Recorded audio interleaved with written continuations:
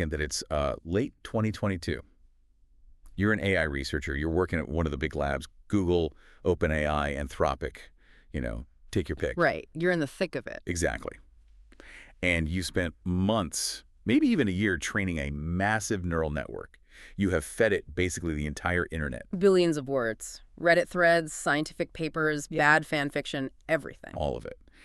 And you gave this massive brain one single instruction. And honestly, it's a boring instruction. You just told it, predict the next word. That is it. That's the whole game. No grand plan, no, solve world hunger directive. Just cat sat on the... And the machine has to guess math. Right. You didn't teach it grammar. You didn't load a dictionary into it. And you certainly, definitely did not teach it math. You did not code a calculator into its core. Of course not. Why would you? It's a language model. But then you run some benchmarks. Just see what it can do. And on a whim, you type in a math problem, not 2 + 2, but a multi-step arithmetic problem, something with 3-digit numbers. Yeah, like 345 times 212, something you need a calculator for. Exactly. And you wait. The cursor blinks. The model processes. And then it spits out the correct answer, 73,140. And you realize, with this cold sweat running down your back, that nowhere in the millions of lines of code did anyone ever tell it how to do math. It just figured it out. It just appeared. That is the moment. That's the aha moment, or, maybe the uh-oh moment, depending on your disposition. They call this emergence. It's a moment a system does something new, something completely unexpected that wasn't in its training data or its programming. And today, we are finding out why. Welcome to the Deep Dive. This is episode 3 of Bored Coffee Mug. I'm your guide to the rabbit hole. And I'm here to try and map the territory between silicon and sentience. In 2022, researchers discovered that a language model had quietly developed the ability to perform multi-step arithmetic without anyone teaching it. They call this emergence. It's the moment a system does something new that wasn't in its training. Today, we want to understand why this happens, whether it's actually surprising, and what it implies about intelligence itself. It really fundamentally shifts how we have to look at the systems we're building. I mean, for the longest time, computer science was just about engineering a tool with predictable outputs. Right. You write the code, you know what the code does. Yeah. But with these massive models, we've crossed this threshold where you think you're engineering a tool, and suddenly you realize you're actually studying a wild phenomenon. You've tuned into a deep dive today, and we are embarking on a mission to explore that exact phenomenon, the eerie, spontaneous, and honestly, utterly fascinating capabilities of artificial intelligence. Yeah. If you have ever used a chatbot, typed in some convoluted prompt, and found yourself wondering, how on earth did it just know that? Well, today we're going to give you the actual mechanical answers. And we're going to try to do it without getting too lost in the math, hopefully. Exactly. And, perhaps more importantly, we want to look at the philosophical implications of those answers. I'm approaching our stack of research today from a philosophical and conceptual lens. I want to know what this alien math actually means for our understanding of the human mind. And I'll be here to keep things grounded. As a machine learning engineer, my goal today is to help you understand the actual gears turning inside what we usually just call the black box. Which is so needed because it's very easy to just look at modern AI and write it off as magic. Or a parlor trick, just, giant parlor trick of statistics. But there is a very real, very physical underlying architecture here. So let's lay out the roadmap for you, because we have an incredible stack of sources today. We're looking at some of the most foundational and paradigm-shifting papers in modern AI. It's a heavy stack. It really is. We have Richard Sutton's famous 2019 essay, The Bitter Lesson, which is essentially a giant I told you so to traditional computer science. Very humbling paper. Yeah. We're also looking at Kaplan and colleagues' monumental work on scaling laws, which attempts to map the mathematical predictability of this emergence. Plus, Anthropic's incredibly detailed research on mechanistic interpretability, specifically their paper on something called monosemanticity. That one is mind-blowing. We're also diving into Distill's foundational work on feature visualization from Chris Olah and his team, and we're tying it all together with insights from the GPT-3 paper on few-shot learning, the mega multilingual evaluation paper, and some wild studies on emergent theory of mind in AI. I know it sounds like a massive stack of reading, but there is a very clear thread running through all of it. Tracing a mystery, basically. Exactly. We start by observing that AI does these weird, unexpected things. Then we look at the math that predicts when those things will actually happen. And finally, we use some cutting-edge mechanistic interpretability to literally pop the hood and look at the mathematical circuits causing those behaviors. So I want to start with that word, emergence. It's a heavy word. And it isn't a new word invented by tech companies trying to sell cloud computing. No, not at all. It comes to us from physics, chemistry, biology. There's this classic 1972 paper by the Nobel Prize-winning physicist P.W. Anderson called More is Different. The core thesis is that emergence happens when a system displays properties that its individual parts simply do not possess. Right. Anderson's point was a direct pushback against strict reductionism. Meaning the idea that if you just understand the fundamental particles, the quarks, the electrons, you can understand everything in the universe. Yeah, and Anderson said no, that's empirically false. At every level of complexity, entirely new laws of physics emerge. You could study a single water molecule for 1,000 years, and you will never ever deduce the concept of wetness. Because wetness isn't in the molecule. Exactly. Wetness is an emergent property of billions of water molecules interacting. Or temperature. You can't find the temperature of a single atom. Temperature is an emergent statistical property of a population of atoms. And we see this so vividly in biology. A single ant is an incredibly simple creature. Minuscule nervous system, follows very basic chemical trails, pheromones, and just reacts to immediate localized stimuli. If you isolate one ant, it's just going to walk in a circle until it dies. Right. But you put 1,000,000 ants together, and you don't just get a big pile of ants, you get an ant colony. A singular superorganism that builds complex, temperature-regulated mounds with ventilation shafts. It manages fungal agriculture. It wages organized wars against neighboring colonies. And the intelligence to do that isn't located inside the brain of any single ant. The intelligence emerges from the complex mathematical interactions of the many. Or think about birds flocking. Oh, yeah, the murmurations. Yeah. When you see those complex, sweeping fluid V formations in the sky, it looks choreographed. It looks like there's a lead bird shouting out flight coordinates. But there isn't. No single bird has the blueprint for the entire flock's shape in its head. The flocking behavior emerges from just 3 simple, localized rules running in the brain of each individual bird: separation, alignment, and cohesion. Don't crowd your neighbor. Steer in the same average direction as your neighbor. And move toward the average position of your neighbors. Right. Apply those 3 simple rules to 1,000 birds, and you get this beautiful, fluid, emergent superstructure. So we have this really robust concept in the physical and biological sciences. But how does that map onto silicon? If we take that biological concept and bring it over to the realm of neural networks, what does emergence actually look like in a large language model? Functionally, in a language model, emergence often looks like what researchers call few-shot prompting. Which was documented in the 2020 GPT-3 paper. Yeah, language models are few-shot learners by Tom Brown and his massive team. To understand why this is emergent, you have to remember how these models are trained. They are trained with a staggeringly simple objective function, which we call the training loss. The loss function. Right. And the objective is literally just one thing. Predict the next word in this sequence of text. That is it. Let's pause there because I think people really gloss over that. There is no central command module inside the AI. Nobody programmed a specific software module for translating French to English. Nobody wrote a Python script inside the model for logical reasoning or geometry. Correct. The model is just a massive web of artificial neurons, starting with random weights, trying to guess the next token in billions of gigabytes of internet text.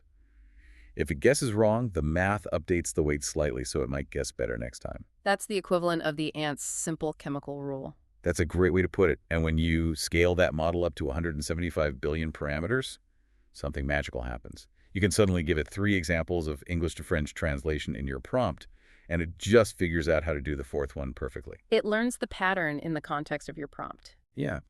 That ability to perform a brand new task after seeing just a few examples, despite the concept of translation never being explicitly programmed into its training objective, that is, neural network emergence. Here is where my philosophical brain kind of stutters, though. Is it truly new behavior? Or is it just a hyper-sophisticated extrapolation of statistics? What do you mean? Like, if I've read every book in the world, maybe I can just fake my way through a translation by remembering similar strings of text. Because when you read the GPT-3 paper and they drop the fact that it can suddenly do multi-step arithmetic, which wasn't explicitly taught, you start wondering what's really happening. Let's look at that arithmetic example because it perfectly grounds this debate. The researchers didn't set out to build a calculator, but they found that when they gave the largest GPT-3 model an arithmetic problem, like adding or subtracting two random three-digit numbers, it could do it. And it wasn't perfect, but it was performing at a level vastly beyond random chance. Now, a skeptic might say, well, it probably just memorized that specific math problem from an old math textbook on the internet. Right, the stochastic parrot argument. It's just squawking back what it heard. Exactly. But the researchers tested for that. They checked the training data to see if those exact arithmetic strings existed in the dataset. And for the vast majority of the complex problems, they didn't. The model had never seen that specific combination of numbers being added together. It hadn't memorized the answer. It had, through the sheer pressure of needing to predict the next token accurately across trillions of examples, internalized the underlying concept of addition. It learned the algorithm of carrying the one. And we see this same phenomenon in linguistics. I was looking at the MEGA paper, the multilingual evaluation of generative AI. They tested these models on 70 typologically diverse languages. Not just Romance languages that share a bunch of Latin roots. Exactly. We are talking about languages with entirely different sentence structures, different alphabets, different grammatical logic, and these models can generalize linguistic structures across languages they barely even saw in their training data. If you teach it a new reasoning skill in English, it can often apply that same reasoning skill in Swahili. Even if its Swahili training data was incredibly sparse. That tells me it's not just memorizing strings of text. It's building an abstract internal representation of what language is. It finds the hidden structure. And because the loss function, the penalty for guessing the next word incorrectly, is so ruthless, the network is forced to find the most efficient way to compress all that data. Memorizing every sentence ever written is highly inefficient. Exactly. Learning the abstract rules of grammar, math, and logic is a much more efficient way to compress the universe of human text into a set of neural weights. Which brings me to the most shocking example of emergence in our sources today, theory of mind. We have a 2023 study by Mikhail Kosinski that suggested LLMs spontaneously developed theory of mind. This one really threw people for a loop. For anyone listening who might not be familiar with developmental psychology, theory of mind is a profound cognitive milestone. It's the ability to understand that other people have beliefs, intents, and knowledge that are different from your own. Human children usually develop this around age 4 or 5. It is the absolute bedrock of human empathy, deception, and social intelligence. To test for this, psychologists use something called the false belief task. The classic version is the Sally Ann test, but the study adapted it into news stories so the model couldn't have just memorized the Wikipedia page for the test. Right. You tell the language model a short scenario. For example, John puts his chocolate in the drawer and leaves the room. Mary comes in, takes the chocolate from the drawer and puts it in the fridge. John comes back. Where will John look for his chocolate? To a human adult, the answer is obvious. John will look in the drawer. But to answer correctly, you have to perform a complex cognitive leap. You've to separate the actual physical state of the world, the chocolate is in the fridge, from John's internal mental state. You have to understand that John holds a false belief about the world. And the staggering thing is that the larger language models started getting these tasks right consistently. They could explain why John would look in the drawer. They could track the differing knowledge states of multiple characters within a story. A system trained merely to play the world's most complex game of autocomplete suddenly passed a psychological test for social intelligence. Yeah. This is where the awe really hits me. What does that mean? Did the machine learn to care? Did it develop a soul in the latent space? If I understand that you're sad because I possess empathy, but the machine understands you're sad because the word sad mathematically follows the previous 10 tokens in a vector space, hasn't the machine completely missed the actual mind part of theory of mind? That is a phenomenal question. And to answer it, we have to look through the cold, hard lens of machine learning engineering. The model did not learn empathy in the human biological emotional sense. It doesn't feel anything for John or his missing chocolate. Okay, so what is it doing? Let's look at the mathematical incentives. The model's entire existence is dedicated to minimizing its error rate, its loss function, when predicting human text. Human text is not a dry recitation of physical facts. Our literature, our Reddit threads, our dialogue, it is deeply, inherently steeped in social context, hidden motivations, and varying perspectives. Right. If the AI is trying to accurately predict the next word in a mystery novel, it absolutely has to know what the detective knows, what the killer knows, and what the reader knows, because those three knowledge states are entirely different. Exactly. If it just predicts the next word based on the actual state of the world, meaning who the killer actually is, it will generate text that ruins the mystery. To predict human text accurately, modeling human mental states is the most mathematically efficient strategy. So theory of mind emerges not as a sudden spark of consciousness, but as an optimal statistical strategy for minimizing the loss function on human language. Yes. The network effectively says, the only way I can successfully guess what this character is going to say next is if I build a temporary model of their brain inside my brain. That is both incredible and slightly chilling. It's alien. It's simulating empathy, because empathy is a useful predictive variable. But if this emergence just sort of happens as a byproduct of math, does that mean it's entirely unpredictable? Are the engineers at OpenAI and Anthropic just rolling the dice every time they fire up a supercomputer to train a larger model? That takes us out of the realm of philosophy and right into the hard physics of AI. Yeah. Let's talk about predicting the unpredictable. The scaling laws. Yes. We have to dive into the 2020 paper, Scaling Laws for Neural Language Models, by Jared Kaplan and a team of researchers at OpenAI. This paper is legendary in the field because it brought a sigh of relief to the engineering world, even as it terrified others. Why did it terrify people? Before this paper, training neural networks felt a bit like alchemy. You mix some data, you add some compute, you stir it around, and you hope it gets smarter. But Kaplan's team discovered that model performance improves predictably. It follows the strict mathematical power law. I want to break this down because power law gets thrown around a lot. What does it actually mean in this context? The key metric here is something called cross-entropy loss. Let's pretend you've never heard that term. Cross-entropy loss is essentially a mathematical measure of surprise, or how often the model is wrong. Okay. If the model is 99% confident the next word in the sentence is cat, and the actual next word in the training data is dog, the model experiences a high loss. It was very confident, and it was very wrong. The goal of training is to drive that average loss down as close to zero as possible across billions of words. So it's a scorecard of how terrible it is at its job. Exactly. And what Kaplan's team found is an equation. L of C is proportional to C to the negative alpha. In plain English, please. In plain English, the average error rate drops on a smooth, predictable, mathematically beautiful curve as you increase three specific variables. Those variables are compute, data, and parameters. Let's define those three levers. Compute is the sheer amount of processing power. How many GPUs do you have running and for how long? Data is the size of the training corpus. How many billions of words are you feeding it?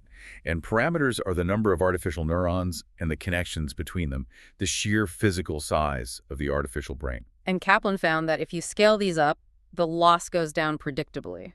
There are diminishing returns. That's the nature of power law. But it is astonishingly predictable over many orders of magnitude.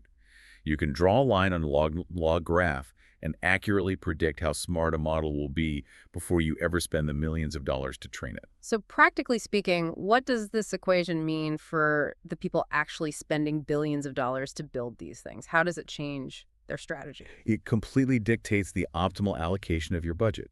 If you are a tech CEO and you have a fixed budget of, say, $50 million for compute, you have a choice.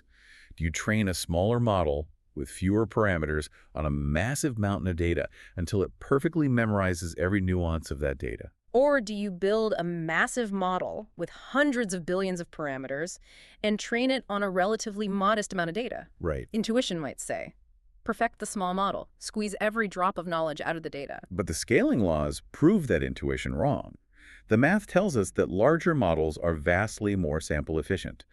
Optimally, you train a very large model on a modest amount of data, and you actually stop training it significantly before it converges, before it reaches its absolute limit on that data. That feels counterintuitive. It does, but you get better, faster, more generalized intelligence by scaling up the physical size of the brain rather than force-feeding a smaller brain more books.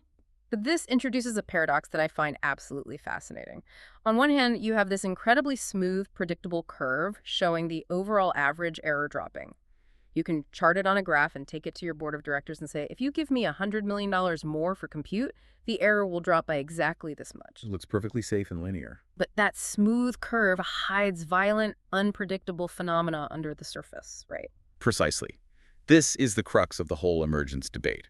The overall loss The average error drops predictably, but the specific capabilities do not. We know the model will get strictly better overall, but we have absolutely no idea exactly when specific skills will suddenly click into place.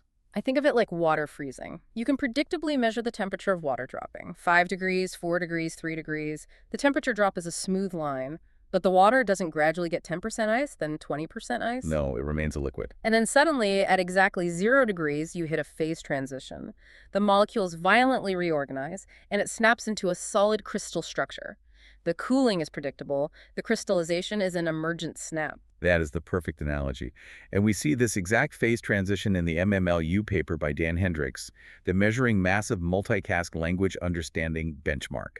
They tested these language models on 57 highly diverse, complex tasks: U.S. history, college-level computer science, international law, moral scenarios, and they plotted the accuracy against the size of the model. And what did the graphs look like? For a long time, as the models got bigger, the performance on specific complex tasks just hovered around random chance. The model was just guessing. The smooth scaling law was happening in the background. The model was getting better at predicting basic grammar, but it still couldn't do logic. And then, Suddenly, at a specific threshold of parameters, the largest GPT-3 models experienced a phase transition. Their accuracy on these complex subjects shot up over random chance by almost 20 percentage points in an instant.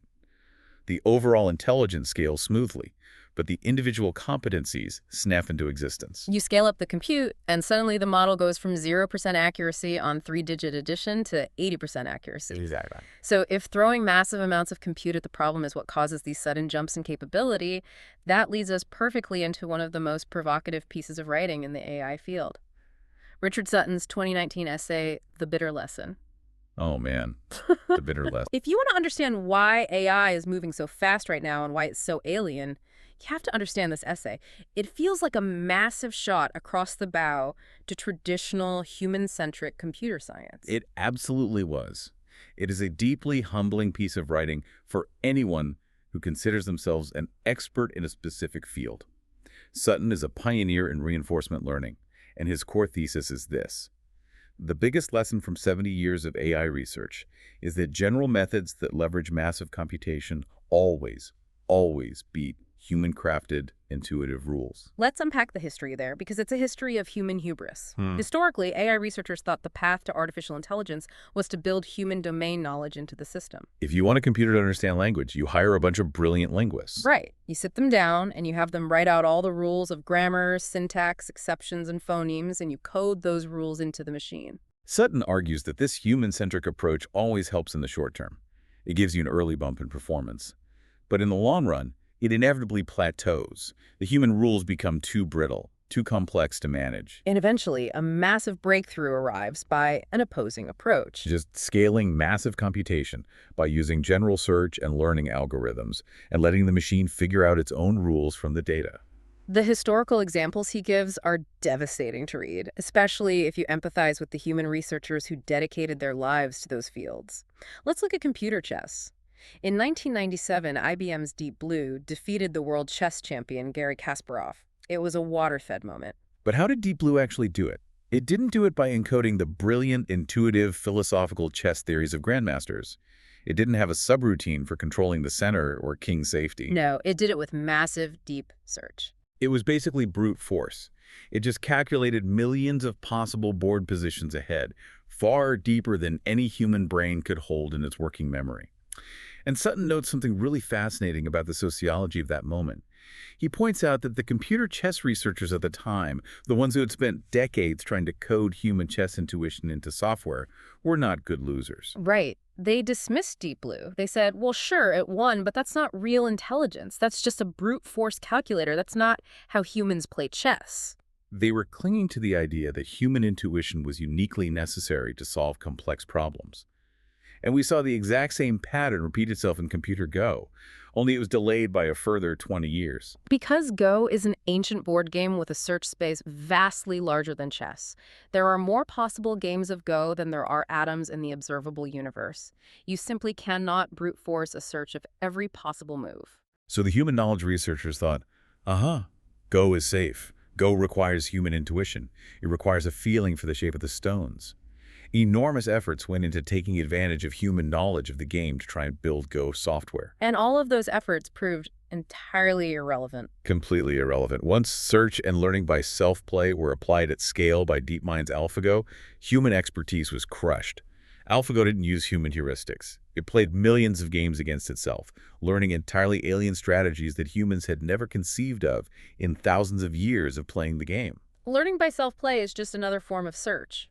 It's a general method that enables massive computation to be brought to bear.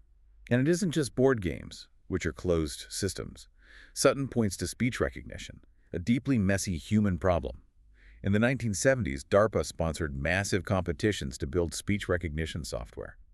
You had entire departments of linguistic experts entering special methods based on their deep knowledge of phonemes, words, and the physical shape of the human vocal tract. They were trying to tell the computer how a human speaks. And they were up against newer, purely statistical methods that just use more computation, using something called hidden Markov models.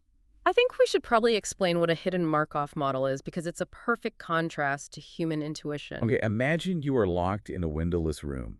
Your friend comes into the room every day holding either an umbrella or wearing sunglasses. You want to guess the weather outside. That is the hidden state. Got it. The umbrella or sunglasses are the observable data. You don't know anything about meteorology. You don't know about high-pressure systems or cold fronts.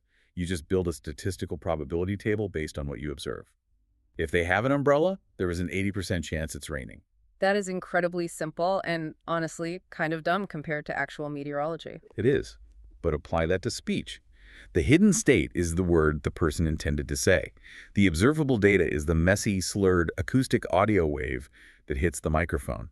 The statistical models didn't care about the beautiful linguistic rules of human speech or where the tongue was placed against the teeth. They just used massive probability tables to map audio waves to words. And because they were mathematically simple, they could leverage massive amounts of computation. And the result? The statistical methods completely annihilated the human knowledge methods. The linguists lost. And then, decades later, deep learning neural networks came along and wiped out the early statistical experts by using even more computation and even less human design. The same exact thing happened in computer vision. Early vision researchers spent years trying to code AI to search for specific geometric edges or generalized cylinders or sift features. They tried to tell the computer exactly how a human eye processes light. Today, that is all entirely discarded. Modern vision models, like convolutional neural networks or CNNs, just use basic mathematical notions of convolution and learn the visual features entirely on their own from millions of images. As a philosopher, I read Sutton's Bitter Lesson, and I see a massive psychological blow to the human ego. We desperately want AI to think how we think. We want our domain expertise, our hard-won human knowledge to matter. We want to look at an AI and see a reflection of our own minds. But Sutton's essay argues that the actual contents of human minds are tremendously, irredeemably complex. We should stop trying to find simple ways to think about space, objects, or language, and stop trying to build those human shortcuts into AI. Sutton's takeaway is a mandate for modern engineering. We must stop building in what we have discovered and instead build in the meta methods that can discover on their own. As Moore's law scales and computation gets cheaper and vastly more expansive, these general methods like gradient descent, search, and self-play will always eventually overtake human heuristics. We want to build AI agents that can discover like we can, not AI agents that merely contain the knowledge we have already discovered. So we follow Sutton's advice. We surrender our egos. We let the computation scale. We let the general methods run, and emergence happens. We get these incredible alien abilities. But that leaves us with a terrifying reality. We have built a black box. It's a very capable black box. We know exactly what data goes in, and we marvel at the brilliant, mathematically sound answers that come out. But the space in between the actual processing is a high-dimensional mathematical mystery.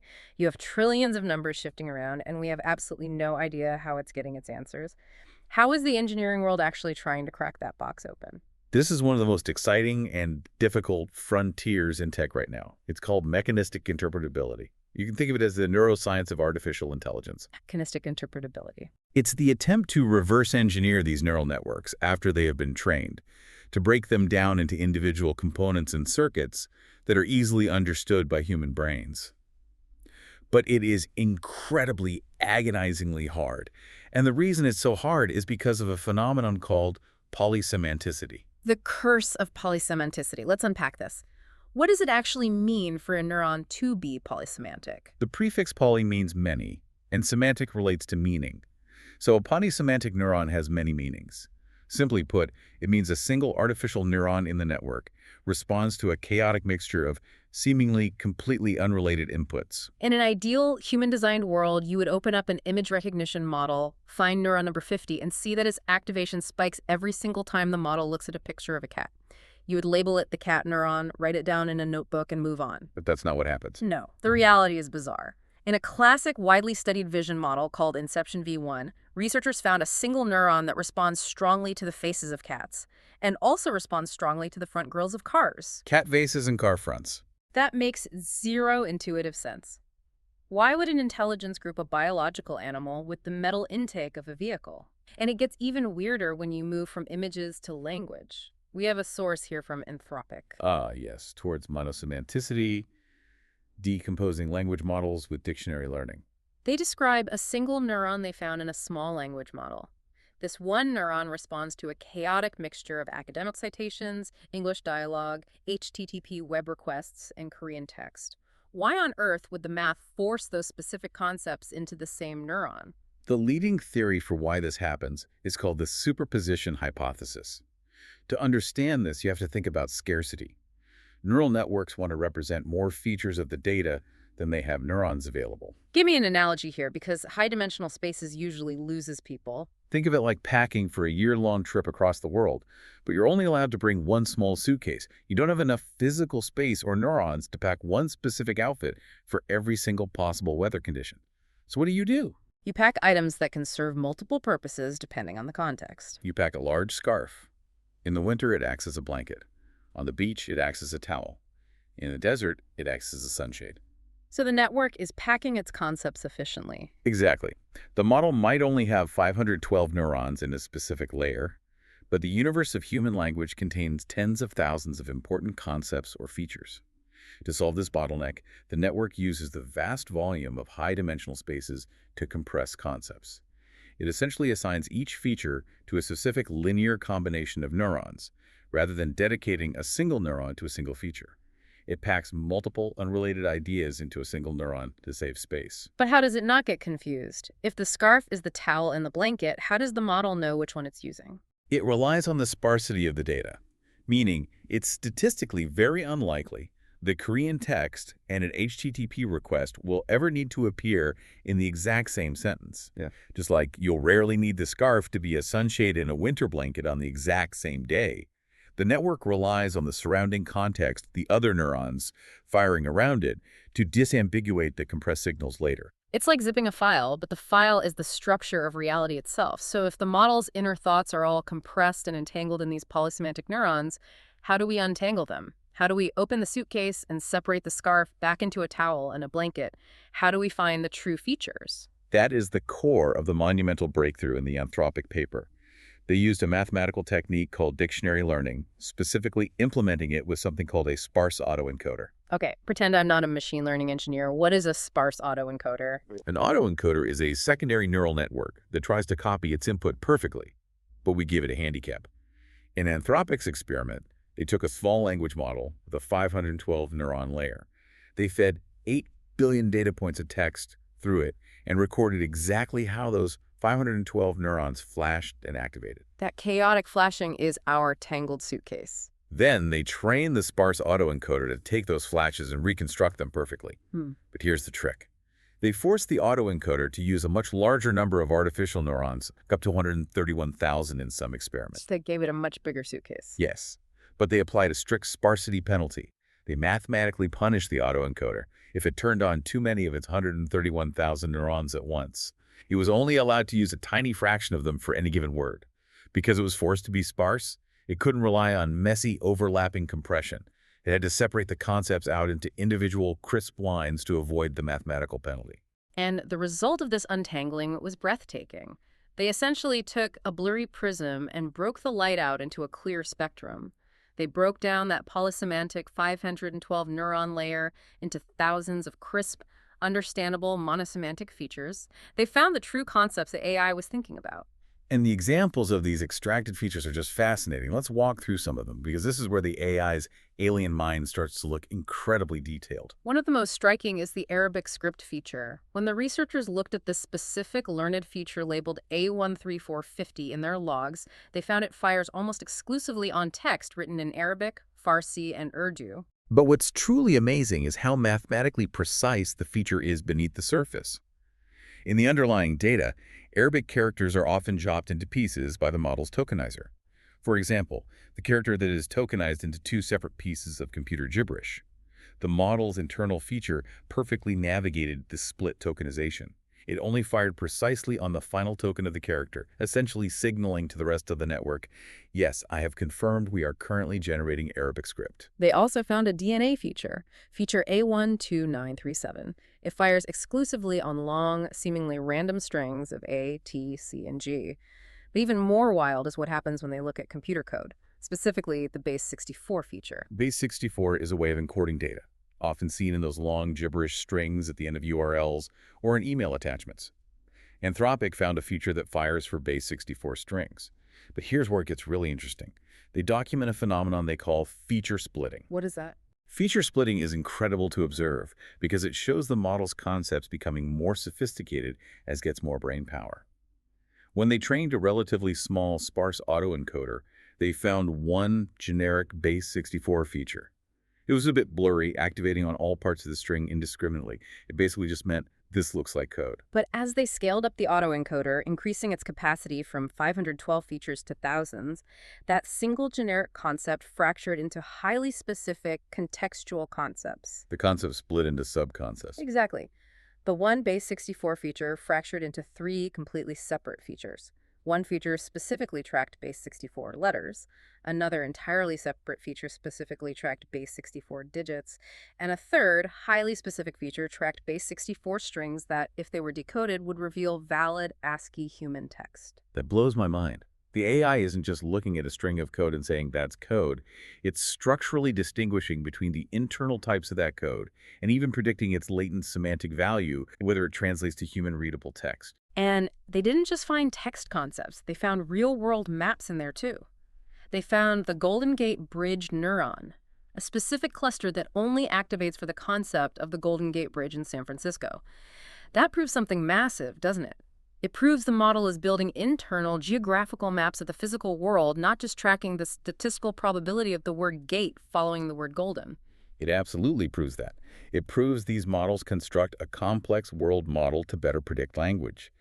And the Anthropic researchers didn't just observe this passively. They proved it causally. How so? They intervened on the brain.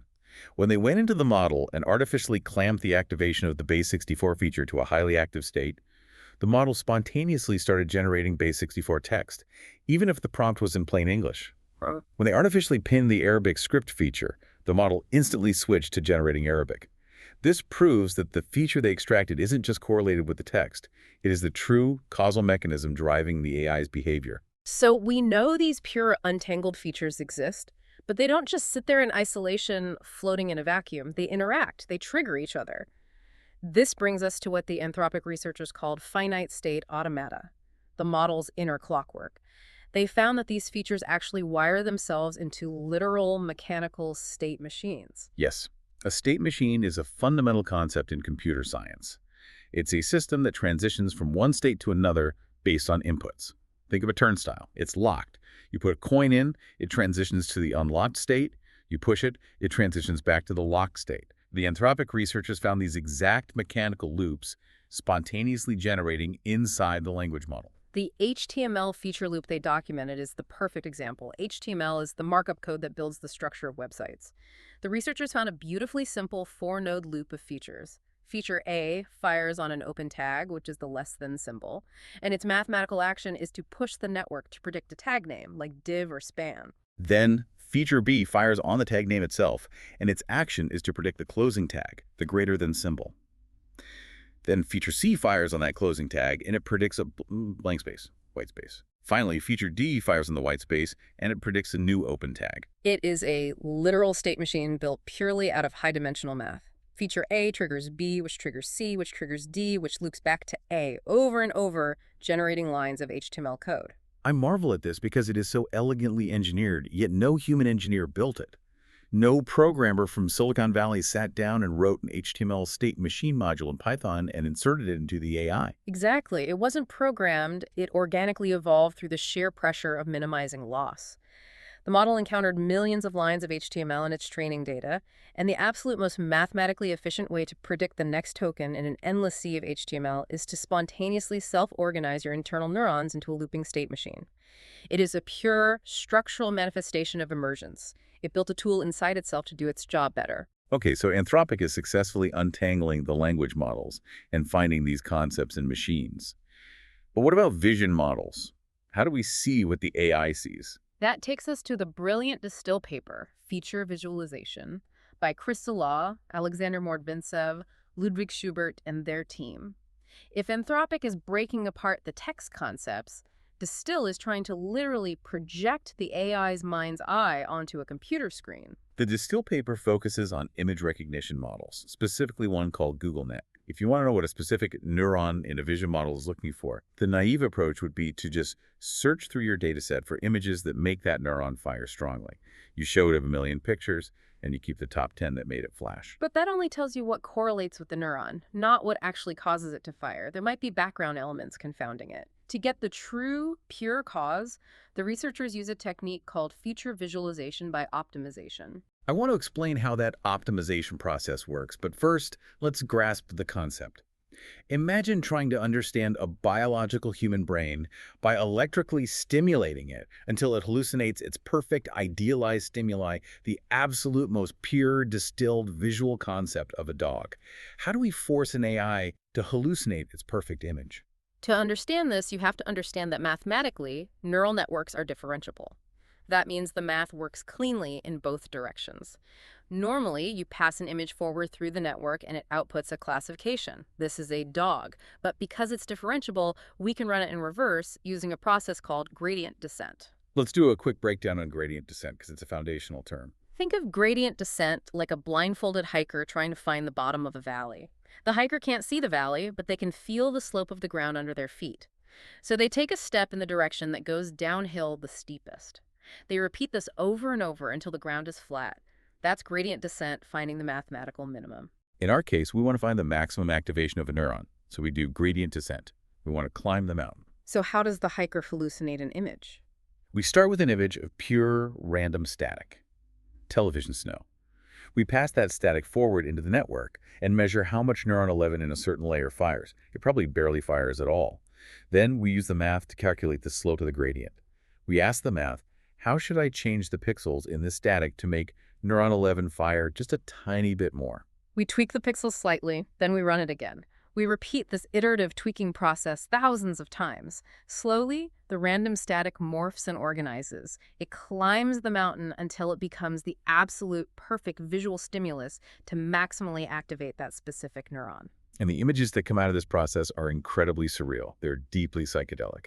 When they asked a neuron what a dog looks like by optimizing that noise, the optimization didn't just reveal a nice, normal, photorealistic picture of a golden retriever face. It generated a swirling, Lovecraftian mass of fur textures, multiple eyes, curved downward snouts.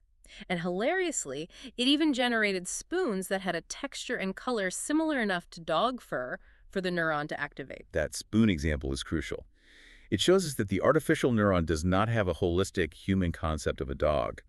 It activates on a specific facet of dogness, which in that case was the fur texture and the curve of a snout. But getting these beautiful, surreal images wasn't easy. The Distill researchers ran into a huge mathematical roadblock during this process. They called it the enemy of feature visualization. If you just optimize an image to make a neuron fire without any constraints, you don't get a dog. You don't even get fur. You get high-frequency noise. You get a neural network optical illusion. Why does the AI prefer looking at noise over a clear picture? Why does static activate its dog neuron more than a picture of a dog? Because of the way the mathematical architecture works, specifically things called striding convolutions and pooling operations. Let's explain those. A convolution is basically a mathematical filter scanning across an image. Strided means it's taking steps. It looks at a patch of pixels, then jumps over 2 pixels and looks at the next patch. Pooling is a way of shrinking the image by only keeping the brightest pixel in a given area. Because the network is taking steps and skipping pixels, it creates vulnerabilities. It creates a mathematical checkerboard pattern in the gradient. So the network has blind spots. Exactly. And the optimization process is ruthless. It cheats. It finds ways to arrange high-frequency static perfectly into those checkerboard blind spots, hitting the mathematical weights of the neuron with impossible precision, activating it far more strongly than any smooth, real-world image ever could. It's closely related to adversarial examples where you can take an image of a panda, add a tiny imperceptible layer of static, and the AI becomes absolutely mathematically certain that the panda is actually a given. The optical illusion hacks the math. So how do we stop the optimization process from cheating? How do we force the AI to hallucinate something a human can actually understand, rather than just exploiting its own mathematical loopholes? We have to apply constraints, which we call regularization. The Distill paper describes a spectrum of regularizers. You can use simple frequency penalization, which explicitly discourages sudden changes in color between neighboring pixels. It blurs out the high-frequency noise. But that's a blunt instrument, because it also blurs out legitimate visual features like sharp edges. The most fascinating and effective method they use is called transformation robustness. I love this concept. Explain what transformation robustness actually does to the image. Before applying the optimization step, before the hiker takes a step up the mountain to tweak the pixels, they stochastically jitter the image. They mathematically shake it. They move the image 2 pixels to the left, they rotate it 2 degrees, they scale it up or down slightly. They force the image to activate the neuron even if it is moving around. Because the high-frequency static illusions are extremely fragile, they depend on hitting the exact checkerboard pattern of the math. If you shift the static by even 1 pixel, the illusion breaks and the activation drops to 0. Precisely. By forcing the hallucination to survive being jittered and rotated, you destroy the static's ability to cheat. You force the optimization process to construct robust, real-world visual features like actual curves, physical textures, and recognizable faces, because those are the only shapes that still look like a dog, even if you move them slightly to the left. They also talk about another trick to clean up the hallucination: preconditioning and parameterization. They mention optimizing in the Fourier basis. For those of us who aren't math majors, what does that actually mean? Think of a digital image as a blended smoothie. If you are doing normal gradient descent in pixel space, you are trying to change the flavor of the smoothie by adjusting a million tiny individual drops of liquid simultaneously. It's incredibly difficult, and adjacent drops are highly correlated. If one is red, the neighbor is probably red. This correlation slows down the optimization and creates noise. Okay, so what is the Fourier basis? Transforming the problem into the Fourier basis is like taking that blended smoothie and mathematically unblending it back into its raw, independent ingredients, the strawberries, the bananas, the spinach. In Fourier space, you aren't adjusting pixels. You are adjusting independent spatial frequencies. You adjust the overall low-frequency colors, and then you independently adjust the high-frequency sharp details. By explicitly decorrelating the colors and optimizing these independent frequencies, you radically change the landscape the blindfolded hiker is walking on. You essentially smooth out the mountain, allowing the true, pure features to emerge much faster and with vastly higher visual quality. So, to summarize where we are, Sutton told us to build general scaling methods. We did, and Kaplan proved the scaling is mathematically predictable. We scaled them up, and emergence happened: translation, math, theory of mind. And now, through Anthropic and Distill, we are using sparse autoencoders and transformation robustness to project these alien concepts onto a screen, seeing surreal dog spoons and looping state machines. This brings us to the final and most profound section of our deep dive: the philosophical upshot, mimicry versus alien cognition. So what does this all mean? This is where we have to address the ultimate skeptic's argument against AI intelligence. No matter how many state machines we find or how many theory of mind tests the model passes, the skeptic will always fall back to one core argument. It's just predicting the next word. It is a stochastic parrot. It has no understanding of reality. It just knows the statistical shape of human syntax. It doesn't know what a dog is. It just knows the word dog follows the word walk thing. Exactly. And that is exactly where we bring in a phenomenal 2023 study by Kenneth Lai and colleagues, often referred to as the Othello-GPT study. This study was explicitly designed to drive a stake through the heart of the stochastic parrot argument.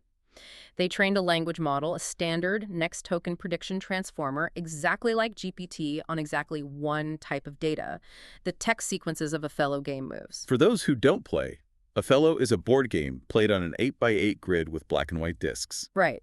But crucially, the researchers never programmed any rules of Othello into the machine. They never gave it a visual picture of a 2D board. They didn't tell it about the 8x8 grid. They just gave it millions of text transcripts of games, just long, comma-separated strings of text like E4, D5, C4, F3, over and over again. And the model's only job was to predict the next text character in the sequence. So, if the skeptic is right, the model should just be memorizing statistical patterns of which text characters usually follow other text characters. It should just be learning that after an E4, a D5 is highly probable. It shouldn't know why. Exactly, but the researchers didn't stop at training the model. They used mechanistic interpretability tools, linear probes, to reach into the internal latent space of the model while it was playing. And they found something absolutely astonishing. The model had not just memorized text statistics, it had actually developed a complete 2D spatial map of the 8x8 Othello board in its internal activations. Right.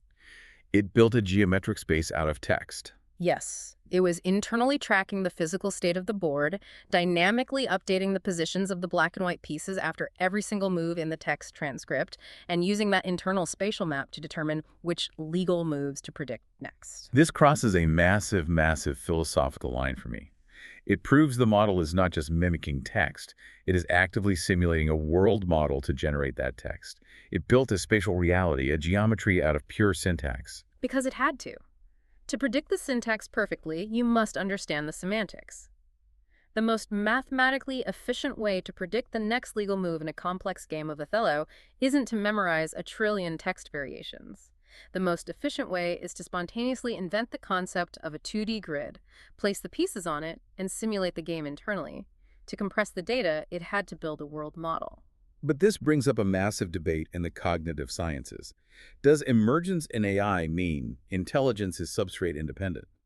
What I mean is, does it not matter if intelligence is running on wet carbon biology in a human brain or dry silicon chips in a data center? Does true intelligence just inevitably arise from complexity regardless of the hardware?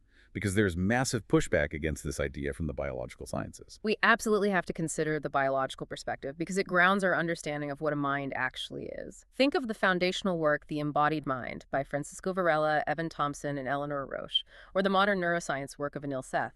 They argue aggressively that biological intelligence is inextricably linked to embodiment and survival.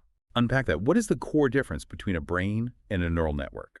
A biological mind is driven by a concept called autopoiesis self-maintenance. A human brain is wetware.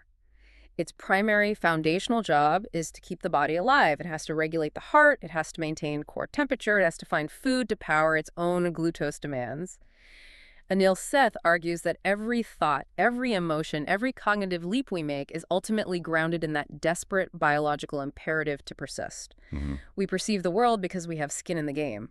We are afraid of tigers because tigers can end our autopoiesis. Right. And large language models have absolutely no survival instinct. They don't have bodies. They don't get hungry. They can't die. Yeah. They just have a mathematical loss function telling them how statistically wrong they are. So the biological argument is that comparing a neural network to a human brain is a fundamental category error. You cannot separate the mind from the flesh that sustains it. Intelligence without a body is just a calculator. And yet, even without autopoiesis, even without a heartbeat or a fear of death, these silicon models exhibit multi-step reasoning, theory of mind, and internal spatial modeling, which leads us to a very unsettling realization. If they're undeniably capable of complex cognition, but they are completely untethered from human biological imperatives, what exactly are they? They are alien cognition. And this brings up a concept I absolutely love from the darker corners of AI safety circles, the Shoggoth meme.